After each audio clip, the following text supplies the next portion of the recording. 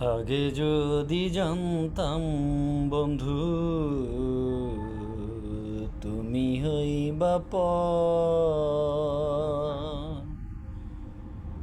ছাড়িতাম না বাসায় আমার, ছাড়িতাম না ঘর। আসলে জীবনটা এরকমই ভাই। আগে যদি বুঝতে পারতাম, জানতে পারতাম মানুষ মানুষ হয়ে মানুষের সাথে এরকম ধোঁকাবাজি করবে, এরকম অবহেলা করবে, এরকম কষ্টদায়কভাবে চলবে, তাহলে কেউই করতো না। সেটা আমার জীবন দিয়েই বোঝাইতে চাইতেছি এবং বলতে চাইতেছি এবং তুলে ধরার চেষ্টা করতেছি। সেই জন্য সবার উদ্দেশ্যেই বলতে চাই ভাই, কেউ কারো প্রতি অবহেলা করবেন না, ধোঁকা দেবেন না।